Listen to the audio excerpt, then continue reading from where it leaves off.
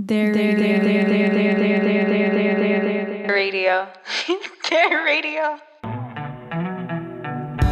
Thank you all for joining us in our second season of Their Radio. We are excited to go in conversation with a new group of artists. Today on the show, we have artist and painter Kiara Aileen Machado. I had came across Kiara's work through her artwork on Janel Pineda's chapbook, Lineage of Rain. It's an amazing poetry book with an equally amazing cover, carrying a colorful intimacy. Last fall, we went to Kiara's art exhibit in collaboration with Homies Unidos titled Encuentros, llamame por mi nombre. It was a beautiful show with a community of artists.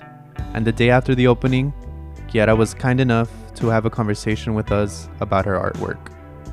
We spoke to Kiara about the Encuentros art exhibit, growing into art, creating the cover for Lineage of Rain, and being aware of language and privilege when presenting art. Today's music has been curated by Kiara. Thank you, Kiara, for sharing your music and your experiences with us. We hope you enjoy.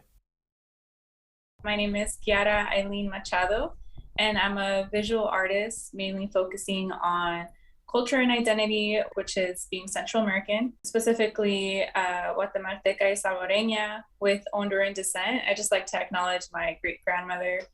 I didn't really grow up with Honduran culture. Again, I think it's just with intergenerational things, but it's something that I just like to acknowledge because she's not that far removed. I did want to start off with the event yesterday, which was Llamame por mi nombre exhibit, and I know it included art from you. It also included art from the youth at Homies Unidos, performances from Sin Color, and poetry from Janice Miller and Janel Pineda. So I really enjoyed being in that space and for being an open invitation. And I also really enjoyed how there was like people from different ages, right? Your family was there, different other families were there. And I know I asked you this yesterday, but it was a bit busy for you. But how do you feel today, the day after your exhibit? Yeah, it feels amazing. Just really happy with how everything came together. And yeah, definitely really intergenerational, which was also one of the main things that we're also focusing on with the show, with the exhibition, of it being just really inclusive and really welcoming to all ages, you know. So we had also art from the youth, and so it was just really just a beautiful night, and I'm really happy with everything. Yeah, and something that I also noticed was that connection with the portraits that you had painted. The people that you had portraits of were there at the show as well, and I saw a lot of those people also taking pictures right beside their portraits, and they looked very happy. How did you decide as to who to portrait? So I know most of them, and let's say for like two of them, which was one of them was called Diana. Her name is Kiana, and she's Honduran Garifuna. And the other portrait was of Katie, who's in Belize. So it was also a really beautiful way to connect with them. You know, I had been following them on social media, but also like being Central American, like we somehow like connect or like know each other. So it was really amazing to have the opportunity to like finally have a conversation with them, even if it was, you know, virtually.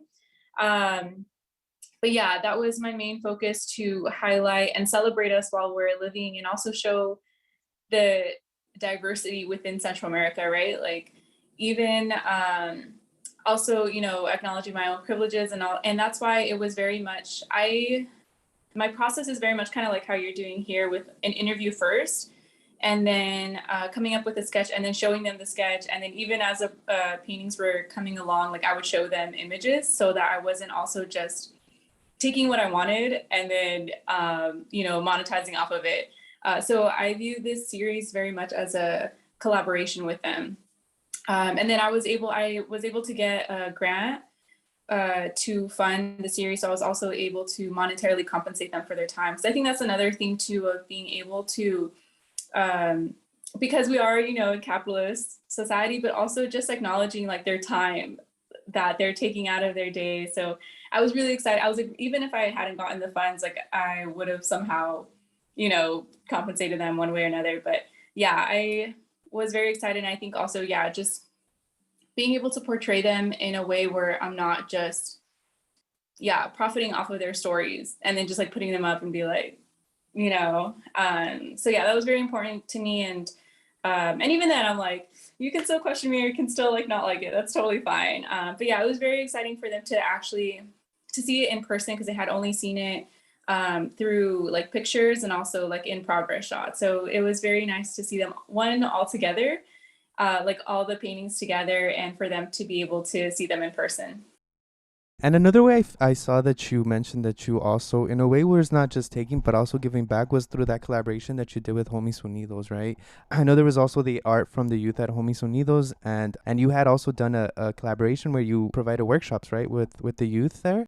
And one thing I realized is one of my favorite drawings there was the baby Groot on the corner. Yeah, I thought that was really cool. the Um, artist was there too. yeah, no, so it was really great that we were able to see diverse and like the different ways that people are consider art and portray art. My question to you is, how did that connection come with you and Homies Unidos? I don't know if you know Aaron Montenegro, but so I've known him for a while now. It's kind of a small world, or from attending even Central American events, right? Like solidarity events, or you kind of tend to start like seeing the same folks and like connecting, like, hey, this little connection. So I forgot how we got connected, and we would just like see each other all the time at events. I think maybe like about a year and a half ago, he had mentioned this like project that he wanted to propose to the Goethe Institute, and asked if I could be one of the artists, and that it was going to be with Homies Unidos, and that he wanted it to be, or they wanted it to be intergenerational. We started working on workshops for a couple months, like not sometimes weekly, but it wasn't like super structured or anything like that. But yeah, these workshops were very much more so that they could have access to these materials, and I was just there more so to like assist, not to teach them, or like institutions be like, this is how you do it, like that type of way. Because I think that there is this beauty when you are young and you don't have those like rules in your head, and just having that freedom of being able to make art because you enjoy it, and not having that already like either subconsciously or unconsciously like already in your mind of how and what art should be. You had been also painting, or have been making art since you were a kid, right? Yeah. So art has always been there. I think that it was definitely more so growing into art. My art has always looked amazing, and I'm thankful for that because it's very humbling. And I think that just kind of growing into it, because there were times when I would kind of not be making art, and that was just more so of like the same thing that I think a lot of artists or any type of art that you go into is like, what am I going to do, and like how am I going to do it? Because I never really had examples of folks who were artists that were like solely depending on art. I think I have many artists within my family, but I don't think they would necessarily consider themselves artists because they didn't go to school for it or something like that. So they would do, or they've done art like here and there, but they have another job or something. And so I just wasn't sure how exactly to approach that, or was that even a job?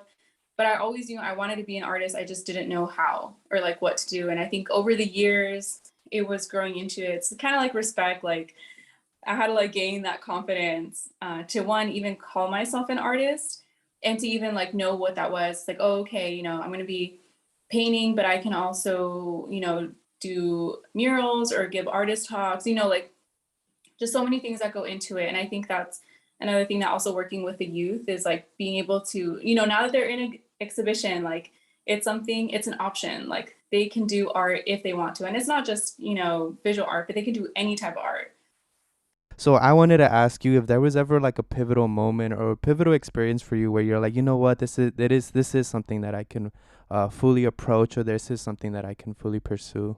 When I first was comfortable with calling myself an artist, I think it must have been towards the end of when I went to CSULB. So it took me a while. And so I think it was just for myself more so multiple things of being like, oh, okay, like I am doing this, like I'm doing this. I think, for myself, it's just been a continual process of, going, even now, sometimes I'm like I'm painting, like, what am I doing?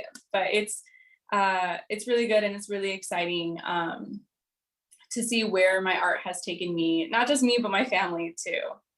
Yeah. No, and speaking of your family, there is one thing that I saw on your social media, which is when you opened this box from the LA Lakers, right? And you shared this video.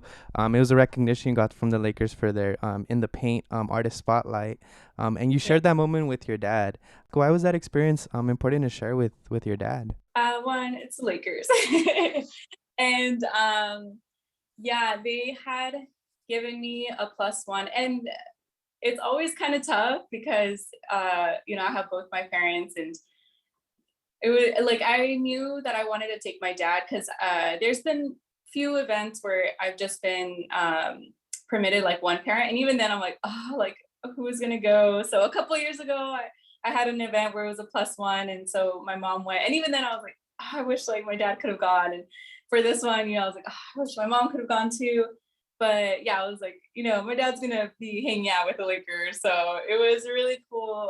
He's taken me to like some cool events too, and also just being able to be super thankful that they've been really supportive with art. Because also like growing into it too, sometimes they'd be coming into my studios at home, so they'd be like, is that piece done? Or now they don't know, they're like, that's amazing, like, it's not done.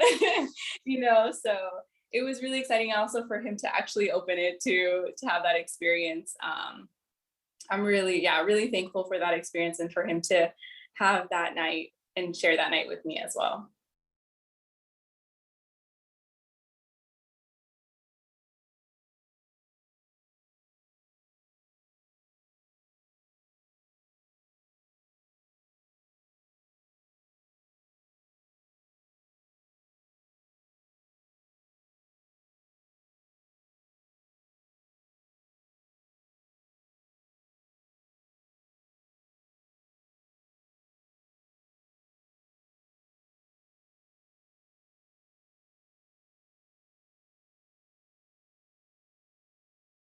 Another thing that I've read and I've heard from your past interviews is you've spoken before that you would want your art to go to different places and to different countries.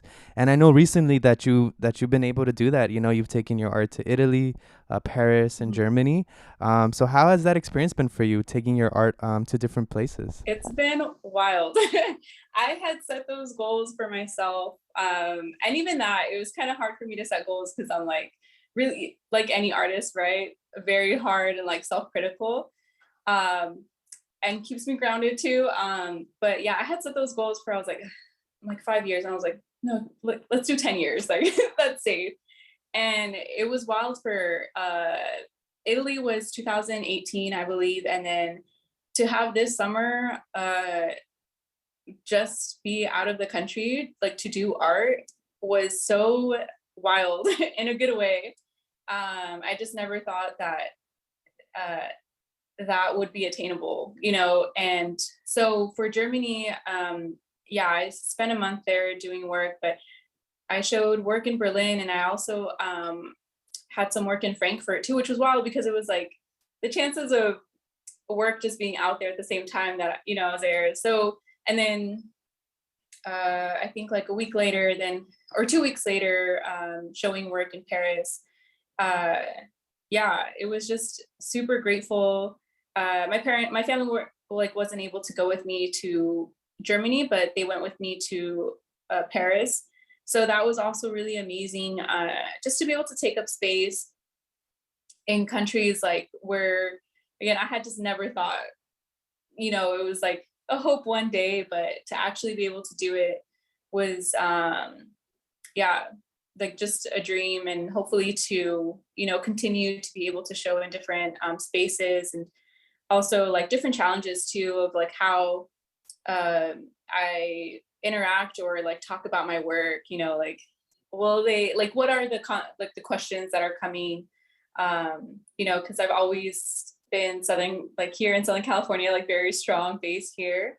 So I was like, oh, okay, like, I know the types of conversations, but I was like, how is it going to be in Germany? How is it going to be in Paris? But it was really good. Like, really good questions, really good conversations, and yeah, super thankful.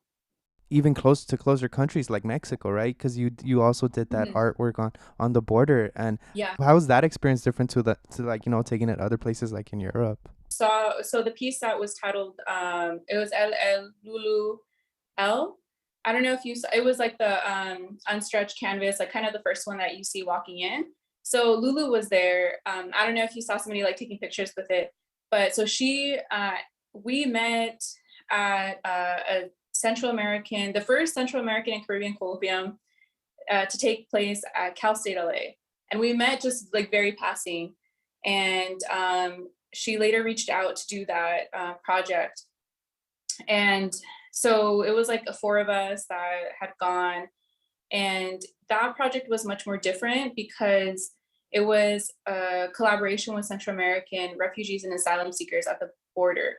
And that was also, again, also to do it in a way where we're not profiting off of trauma, and also being more aware because of why they had fled. So we had asked we had asked if they were okay to take pictures, if we took pictures, and they said no, because they were like, well, you can take pictures, but as long as it doesn't show my face. Or so just as a safe way, we took only like pictures where it was like backs of them, or if we did take pictures, it was just for us, like as memory, like as a group and stuff. And it was more intense. And just because, if anything, I was maybe the oldest one, they were all incredibly young. And they had just gone through so much that I can never even begin to relate. Like, it was just like no way for me to relate. So also like being there and just letting them more so take the lead on that, because they're the ones that are there, like who knows like how long they're going to be there. And also being more aware of language, because I was like, oh, like we have to go tomorrow. And as soon as I said that, I was like privilege, because then one of them was like what a privilege, and he wasn't saying it in any like bad, it was just, a fact. Like, so I think it brought into reflection a lot of things. And I came back and I was like, I thought in my mind, I was like, oh, I have to, like, I had deadlines. I was like, I have to get back to painting. And I just like couldn't. It was, and also like telling, coming back and also being aware of how much of that I could share, right? Like, because those are their stories. It's not for like everything that, or most of the things that they told me, like, it's not for me to, be like, oh, like this is what they told me. And I think also like being in conversation with my parents too, it also triggered certain memories. So it was just a much more different and much more deeper, and it was a very beautiful project. And I'm so thankful to have been a part of that. And we hope to do like some other project. Oh, well, actually, we'll be doing something in October at the border of Arizona and Mexico. But yeah, so that was a completely different project and collaboration versus like, and also like not oversharing on Instagram too, because then it's like who are we doing this for? So it was definitely a lot more self-reflection, and really beautiful to be a part of that and be present and be aware of our own privileges and like language that we're using and how we're using it. So that was very much more different than like an exhibition or like gallery where, it's like lighter. And we had really good moments too, we'd laugh and stuff, but it was such a balance between everything. Yeah. Throughout this conversation that we've had already, I can already sense that you are very thoughtful of what it is that you put out and what it is that you paint. So I can really appreciate that, and I think that's also really important. Just as well as me, putting out these audio podcasts is something that I also try to be mindful of just making sure what it is that we're putting out there. But yeah, thank you for that reminder. Another thing that I've noticed in your painting is that a lot of your paintings have like the Guatemalan dolls. So I also wanted to ask you if there was any personal connection that you also have to the Guatemalan dolls. Yeah. There's like four that have been in our family pretty much as long as I've been alive, like a couple decades now. And I think that it's just such a beautiful kind of like whenever you see it out, there's like certain hints when like you're like, are you Central American? With like certain words that you'll say or like visually. So sometimes, when I would paint them, there's certain, yeah, like those certain tells where you're like, I know. Yeah. I'll be showing them, and it's just so beautiful to see that recognition of somebody walking by me like, I had those when I was younger, or like, so I think that's what's really beautiful of it being distinctly, from Guatemala, and like having been in our family for so long of like, we don't play, for us, like we don't play with them because of like taking care of them, because it's like, when can we go back, or like when would we have them, but also it reminding other folks of like nostalgia that are like coming by and be like, I had that like same exact one or like a similar one when I was really young and I haven't seen those in years, so it's just really beautiful to have that visually and be able to connect with folks that just happen to be like passing by or something. But yeah, they've been in our home for so long. I was first introduced to your artwork, which was through Janel Pineda's book, Lineage of Rain. Yes. So I met her yesterday. It was a great conversation I had with her too. She's very nice. She's very approachable. Yes. But how did y'all connect? It was actually really beautiful how we met, because we met by chance too. So I don't know if you know of Bichos de un Bicho on Instagram. Okay, so Victor holds these like sometime or pre-pandemic, he would hold Central American dinners. And at that time, I think I only knew him like personally, like I didn't know anybody else. And I was like, I don't know anybody, but so I went. Everybody was really nice, and we just happened to be like standing next to each other, and we like started conversation. I don't know if she had just come back from London or somewhere, so we kind of started talking about like just like I was like, oh, like how is it? Like you traveled to so many places, and then she asked for my name, and I think she was like, I might actually already like follow you. And she was like, it's so funny because I was actually about to reach out to you to ask like to commission for the cover art. So yeah, so it was like really beautiful, and like what a small world that we and it was in Pasadena actually that dinner happened. So yeah, and so after that we were in communication. She's just like so sweet, and again like such an amazing friend. And from there, that's where like that dialogue started of working on her cover art for her chapbook. Was that a collaborative process, or did you have a specific approach to creating that cover? She had sent over two poems to focus on, and one of them was In Another Life, which is the very first poem when you first read the chapbook. And I focused more on that piece, and she had just told me like she had sent over those two and was like, oh, I would just like maybe like for you to maybe like focus on these ones, and an emphasis on the sun and like warmth and yellow. So from there, I'm a very visual learner, so I printed out that poem like many times and posted them up like all throughout my studio, because I just needed to see it, even if I wasn't like like I would read it, but just like seeing the text helped out. And yeah, so I would like highlight and like do little sketches on the papers, and then I kind of started like coming up with a composition. I did two super rough sketches, and sent over videos of me explaining it because it was really rough. And yeah, she loved the composition of what's on the cover. And from there, I just started to, and because it's like, I was like, oh, it's like the cover of your like poetry book, like every so often, like I would keep sending her like updates of it or like in progress shots, so she could still see like, is this what you still want and stuff. And yeah, so the cover art was very much influenced by In Another Life. And is that something that you also do for most of your artwork? Is like you usually take it from a reference from something or someone and then build it off of that? Different approaches. I definitely go in with like a composition in mind. So like for the series that you saw yesterday, I did the interviews first and like sat with them for a while, then came up with the sketch. Sometimes, yeah, it's just very, or like conversations will will influence a painting, and then I'll take reference pictures and then have that. So it is very much like, or a specific topic that I want to cover, then just like thinking about that.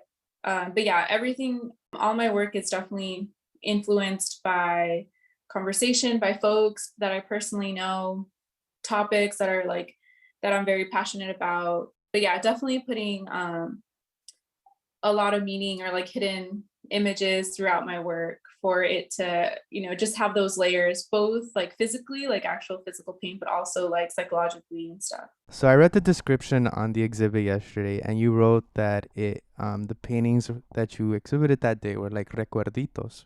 So like the ones that you said that were in family homes that you described as small but undeniable of their origin, and immortalizing things like the national bird or currency. So that kind of also made me think about the way like art, how it's positioned and where it's positioned, just around us. So I wanted to ask you if there is somewhere where you have seen your art positioned or where you have positioned your art that has brought you the most joy. There's a couple. So one of my most favorite shows that I've ever done was with one of my friends that I did while in undergrad, and it was called Cubo Maje. And my friend's Nicaraguense, and we hadn't seen each other's work until the day of install. And it was wild how like in sync our work just came together. Like, and I just love and appreciate that show so much. One, because she's Central American too. And again, we have like, you're able to have these unfiltered conversations or like these unsaid, because of certain experiences, like you don't have to go into a deeper explanation of like why that hurt or like what that meant or like what that meant. So to be able to have that show, especially in undergrad at CSULB, like the only reason I enjoyed that was because of the comrades I made, like, but it was tough. It was really tough for me. Like it was mentally draining. It was like getting the same comments like again and again, and just to be able to have conversations with her where it was like I was like, okay, so it's not just me, and so in that show, like I love that show, like that. Yeah, I appreciate her so much. So I think that was just like always a standout. There's been so many other events as well, like also I don't know if you know La Horchata Zine. So also just being able to be in a zine like that with so many Central American artists, where it was like so hard to research, like I would type in Central American artists and other stuff would come up. So to have like so many artists in one place, to be like, oh, okay, like I like their work, so now I can look them up, so yeah, but there's been so many, I think. But yeah, I think for sure just wanted to mention that one show with Tanya. Her name's Tanya Flores Hobson. Yeah. You can follow Kiara on Instagram at Kiara_Aileen_arts. Her links will be in the description of this episode.